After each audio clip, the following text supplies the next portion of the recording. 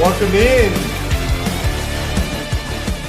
to the Tennessee Pro Football Podcast, our final drive to the draft, brought to you by Fast Stop Markets, the Titan insider Terry McCormick, Blaine Kellar, and our new guest, a heck of a guy, the only guy maybe to ever be banned from Westmoreland Little League, he says. Greg Arias joining us today. Thank you for being our guest here on the final drive to the draft.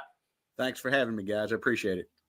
Terry, we won't go into that story. Yeah, that might be too long of a story to get into here, but we are focused on Terry's fault, as it typically is, right? No, that's right. We get into our talk about the NFL draft. The Titans, of course, picking number 1 overall, and all but cemented, it seems, on Cam Ward. Terry, I wanted to ask you, as we kind of tease today's show, have you ever had a draft process, at least in the final month, that has been so clear-cut for the Titans? No, absolutely not. And I think part of that is just because they have the number 1 pick and they have decided the direction that they want to go with it. And, most drafts, if you're picking in 6th or 7th, you got to wait to see how the dominoes in front of you fall before you can pick from the pool of players that are left. But when you're at number 1, you kind of get to chart the course, and that's what they've done with Cam Ward. We'll talk a lot about this story that Terry wrote earlier last week, teased it on last week's show, actually, about how the Titans kind of landed on this choice and haven't wavered from it in the past few weeks. Of course, surprises happen on draft night, but it doesn't feel like this is the case. That said, we have a video on the other side of this break talking about how long it took to maybe kind of get here, how our opinions, our views, and the thoughts of draft analysts and experts kind of changed over time. Our drive to the draft is brought to you by Fast Stop Markets. They have 17 stops and counting in Middle and West Tennessee. Fast Stop Perks, be sure to sign up for that. Fast Stop Markets is the place to shop when you need to fuel up, take a break, get your favorite snacks and drinks, and enjoy some delicious home cooking. Thank you to Fast Stop Markets for sponsoring our drive to the draft. When we come back, we're going to talk a lot about Cam Ward. Stay tuned.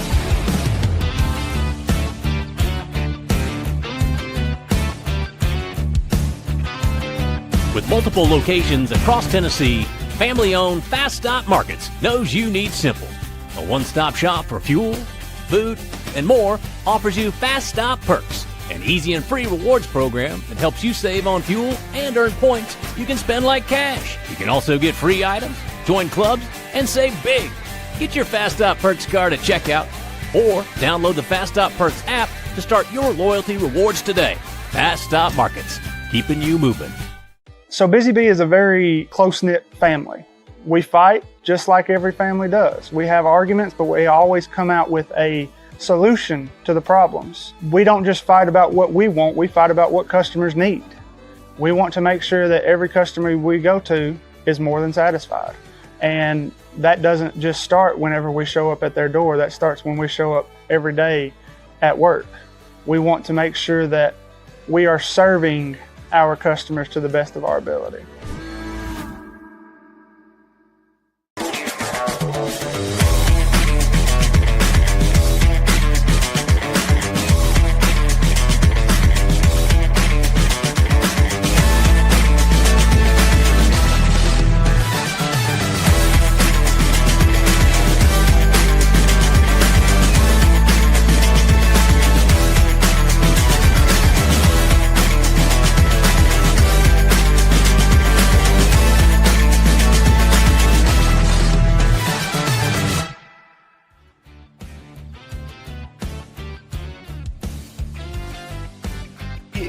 NFL draft guru Mike Detillier joining us on the Tennessee Pro Football Podcast. Mike, thank you so much for your time today. We continue our drive to the draft with 20-year draft analyst, currently with Sportskeeda.com, Tony Pauline. They're in a situation where, like you said, they have so many holes. This draft could go so many different ways for the Titans because they have so many needs and they have the capital that they need. I would say if it was Tony Pauline, I would go with Abdul Carter. If I got the first overall pick, I'd pick Travis Hunter. Is it possible to trade back twice? But in 2025, I think you're going to have to go with Cam Ward. There are two ways that they can go, and they have to get it right. There may be other prospects that they have rated higher, but they've got a glaring need at the quarterback position. You know, they fortified and filled some holes on their offensive line and free agency. Cam Ward is head and shoulders the best quarterback in this year's draft. So I think it's a question of, are they going to be able to get a good quarterback in the second round versus, say, a good edge rusher or somebody like that? You know, you need guys who can do more than cover a punt that you need to pull out of this draft. You need guys who can, you know, catch 65 passes. You need, you know, somebody who can be a decent tackle if one of the two guys that you have, you know, doesn't work out or is slow to develop or something like that. So you need guys who can play. Kyle Williams, on the other hand, I like that idea because, one, he already played for Nick Holtz, the offensive coordinator, when Holtz was at UNLV and Williams was there. And he already played with Cam Ward at Washington State. If he's there in the fourth round, grab it. Tony, who are some of those day 3 prospects that you do like on your board that the Titans could maybe find a fit for? Well, you know, if you're talking about receiver, Jalen Noel of Iowa State, I think is going to make it into day 3. Maybe Trey Harris of Mississippi is a fourth-round type of player. If you're looking for an edge rusher, you know, day 3, Josiah Stewart of Michigan, more of a stand-up 3-4 outside linebacker edge rusher. Jack Beck of TCU, does he go late in day 2? If he doesn't, he's there at the top of round 4 for Tennessee. I think that's a great pick. The kid from TCU, great hands, not the fastest guy, but tough, savvy. A great story as well. You may remember his brother was actually one of the victims of the terrorist attack in New Orleans on early New Year's morning on Bourbon Street.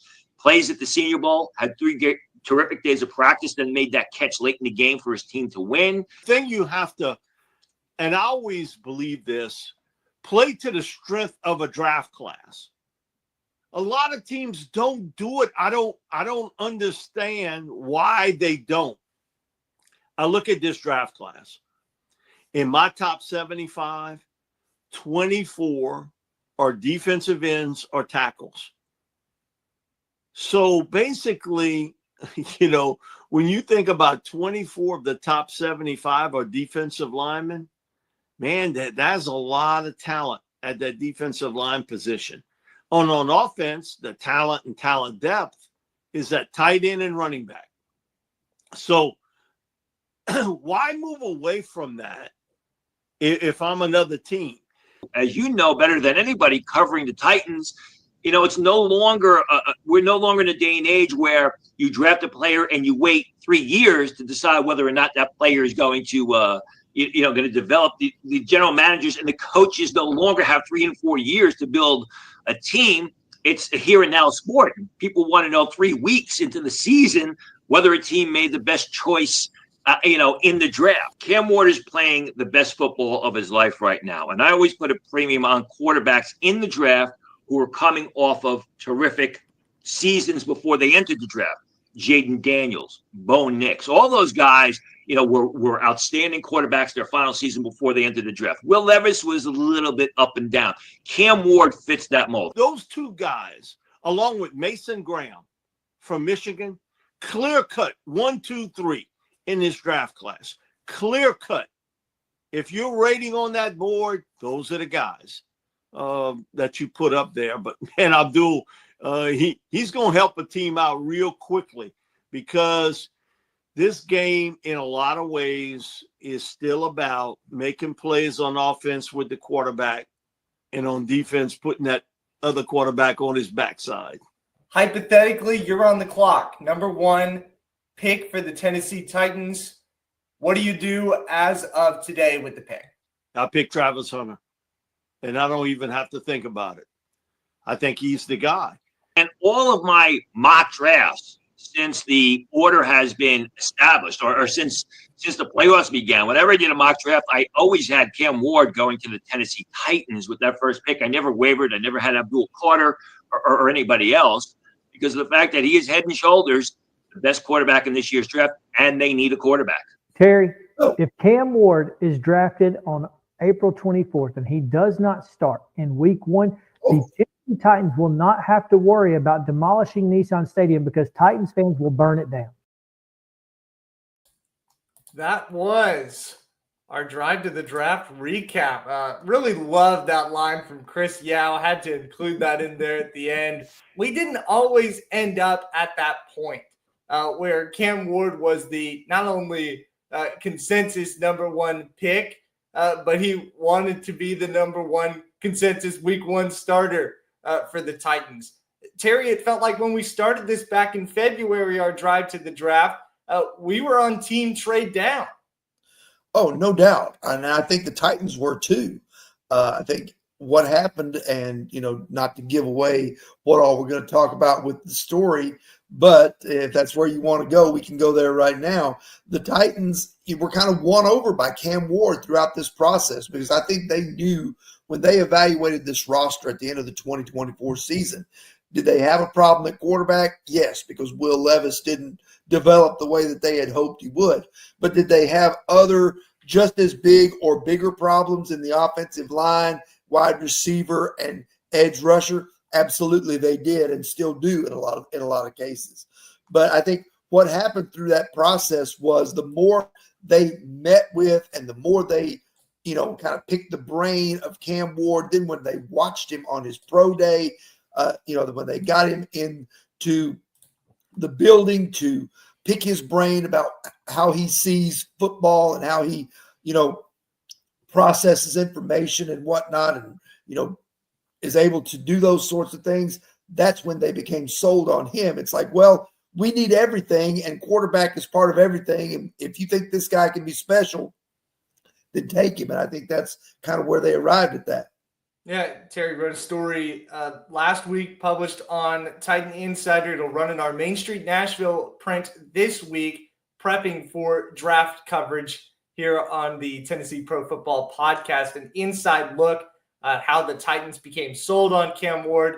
Who all did you get a chance to kind of discuss and talk with about that whole process? Or was it a lot just kind of observation on your side, seeing how this unfolded for the Titans front office?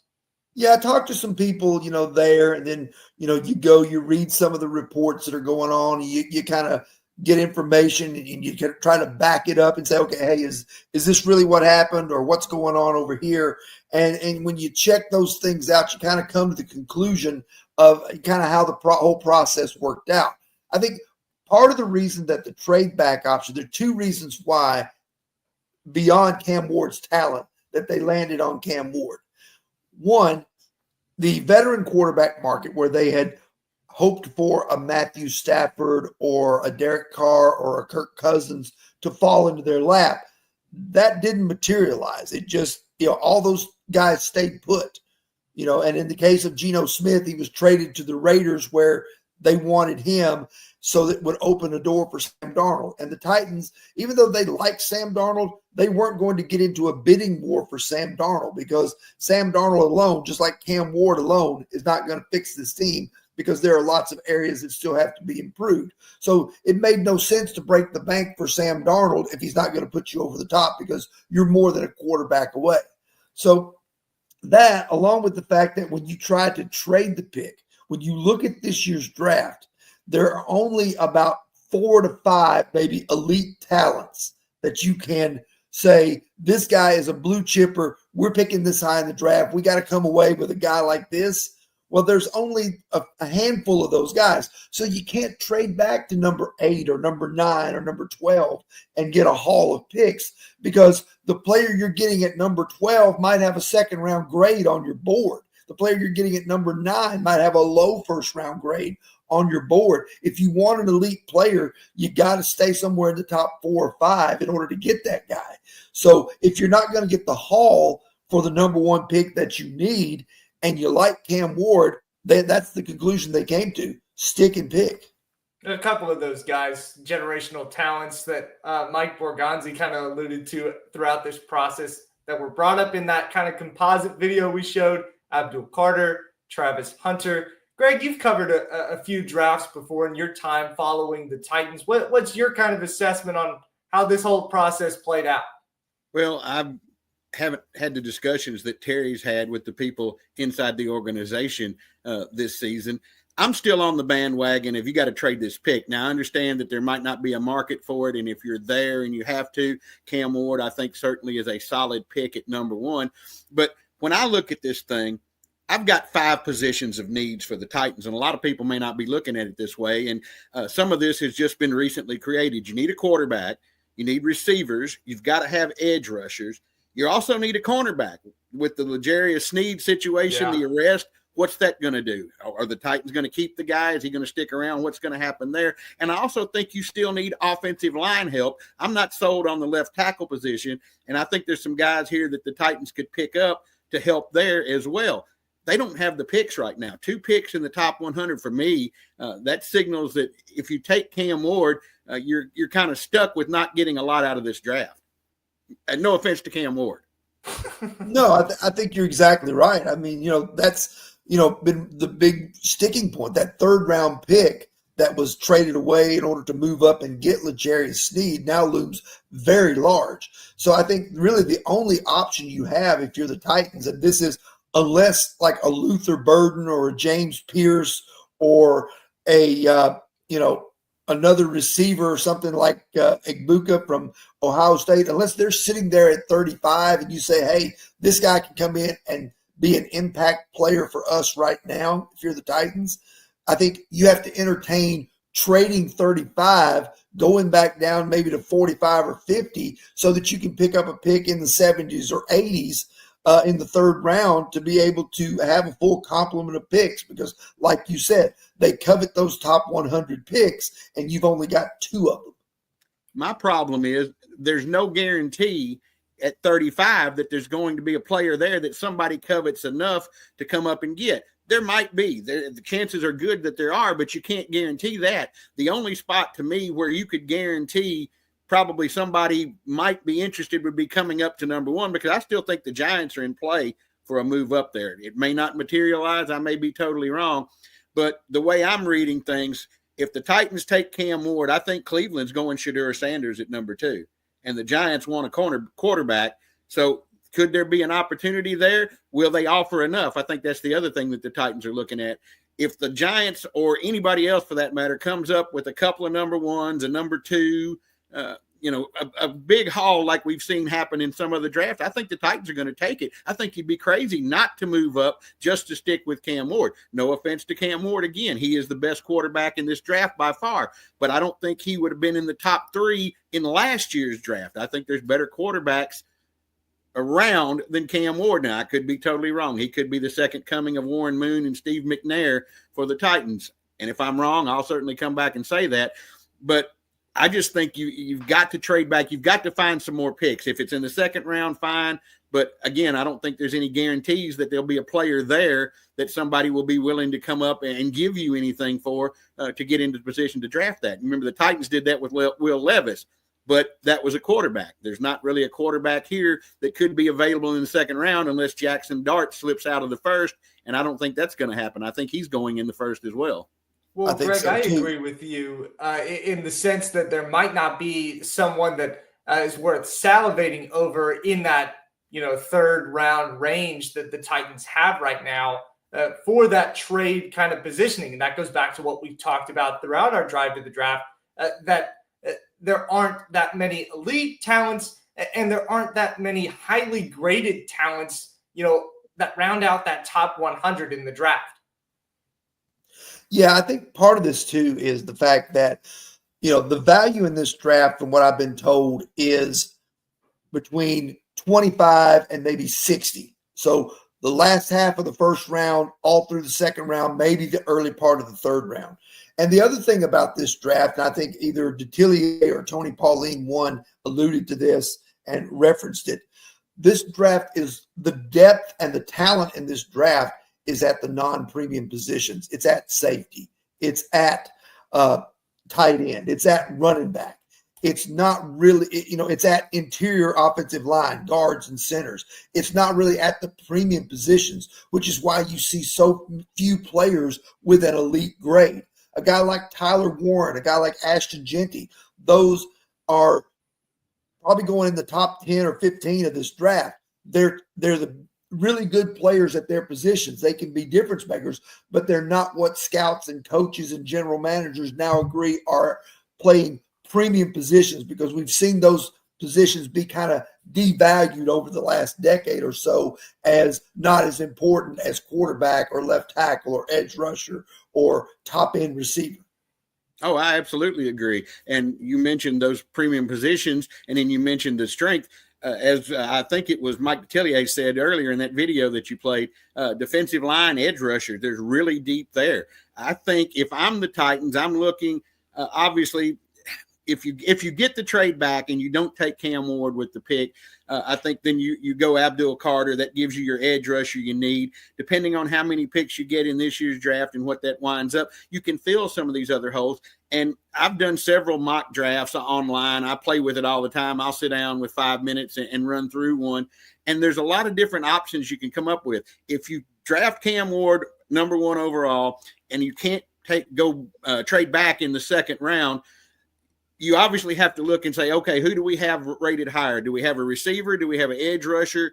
Do we have a cornerback? Do we have a tackle? What do we have as the top rated player of those positions of needs? And then you go there. If you can trade back there, a lot of things change, but there's a lot of value, as you said, 25 to 60 in this draft. And that's, again, another reason why I'm on the trade back, pick up more picks in that range to add players, because let's face it, Cam Ward's not going to make this team a playoff team coming in this first season. We still don't know what this offensive line is going to look like. Yes, they've added some players. They've added a left tackle. They've added a guard. They've moved J.C. Latham over to the right tackle, which should help solidify that right side. But how is this going to mesh?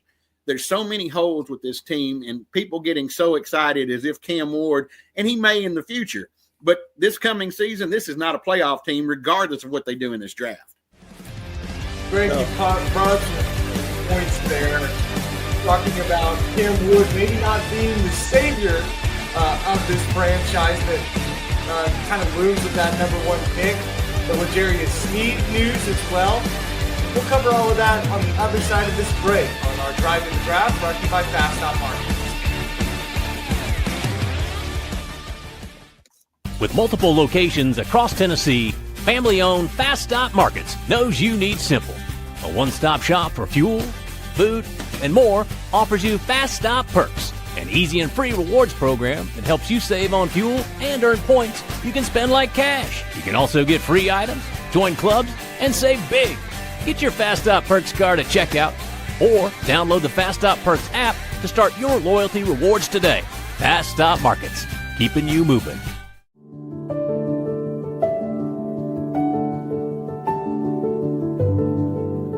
Welcome to the Omni Nashville Hotel. Urban elegance with a vintage touch.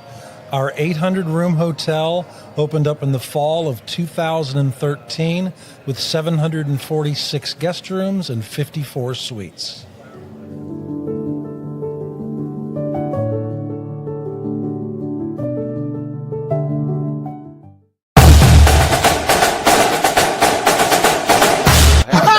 Hadn't forgot that. Hey, let's go Stros.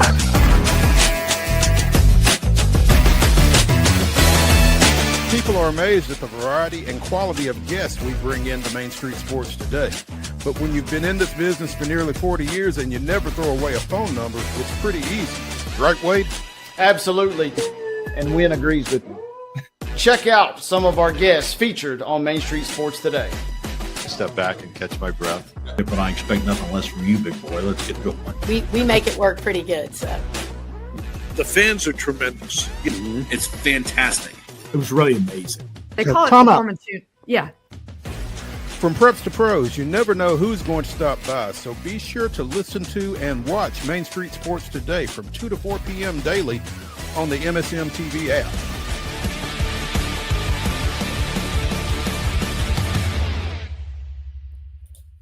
We're back on the Tennessee Pro Football Podcast, brought to you by Fast Stop Markets. They've got stops in Centerville, Dixon, White Bluff, Spring Hill, and now 4 locations in Muletown. That's Columbia. Be sure to check them out. Thanks so much to Fast Stop Markets for sponsoring our drive to the draft. Greg, like I said, you brought up a great point there on the other side of the break, talking about L'Jarius Sneed and how maybe a position of need that was once solidified at cornerback, especially with the drafting of Jarvis Brownlee last year, a little more in question. Sneed being sued by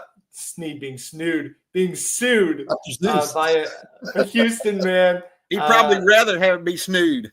Good one, Greg. Rather be snood. Allegations of aggravated assault with a deadly weapon. He was arrested for that a few months back and now being sued for the act.